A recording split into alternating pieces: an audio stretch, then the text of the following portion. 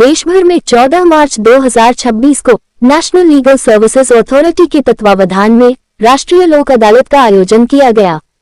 इस दौरान विभिन्न न्यायालयों में लंबित मामलों और शिकायतों की सुनवाई कर आपसी सहमति से उनका निपटारा किया गया। राजधानी लखनऊ सहित पूरे प्रदेश में जिला न्यायालयों, परिवार न्यायालयों तथा अन्य न्यायिक मंचों पर लोक अदालत की विशेष बेंचें लगाई गईं। इन बेंचों में बैंक ऋण विवाद, बिजली और पानी के बिल, ट्रैफिक चालान, वैवाहिक विवाद तथा अन्य छोटे मामलों को समझौते के आधार पर सुलझाया गया। लोक अदालत का उद्देश्य लोगों को त्वरित, सस्ता और सुलभ न्याय उपलब्ध कराना है। इस व्यवस्था के तहत दोनों पक्षों की सहमति से मामलों का समाधान कराया जाता है, जिससे लंबे समय से चल रहे विवादों का जल्द निपटारा हो सके।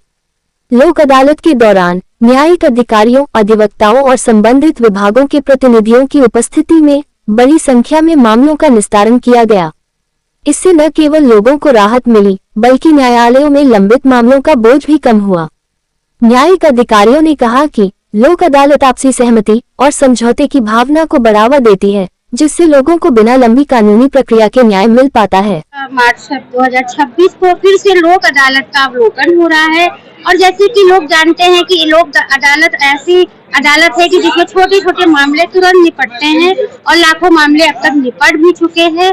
तो एक अधिवक्ता होने के नाते लोक अदालत को लेकर आपकी क्या राय है?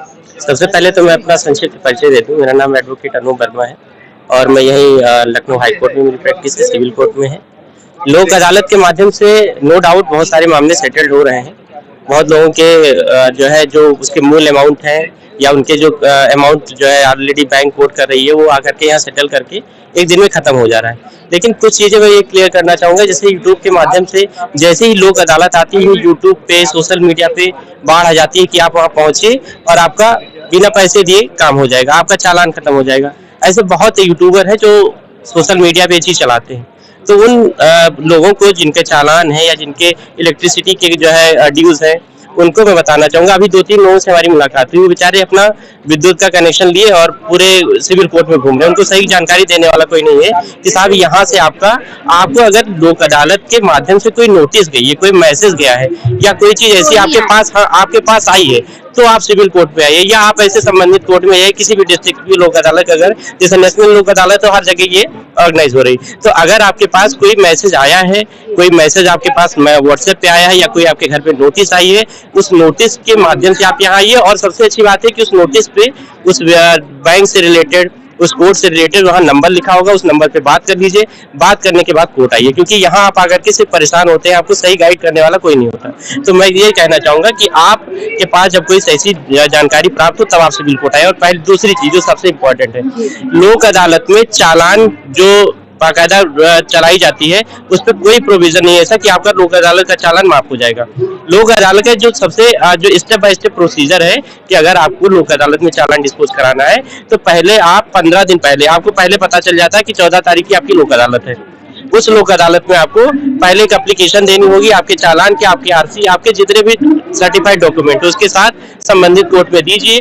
कोर्ट वहां से जो है टीआई से उसकी रिपोर्ट मंगाएगी और रिपोर्ट मंगाने के बाद ऑनरेबल कोर्ट के सामने लोक अदालत के नाम पे एप्लीकेशन जाती है। उस पर आप कोर्ट से रिक्वेस्ट करिए कि साहब ये गलत है, सही है या किस तरीके से कटा है, इसको कम करके डिस्पोज करिए।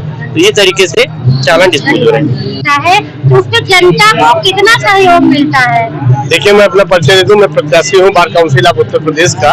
मेरा क्रमांक 324 है। मैं फिर मूलतः बाराबंकी जिला सत्र न्यायालय में विधि व्यवसाय कर रहा हूं और वर्तमान में मैं शासकीय परामर्शदाता हूं पारिवारिक न्यायालय में।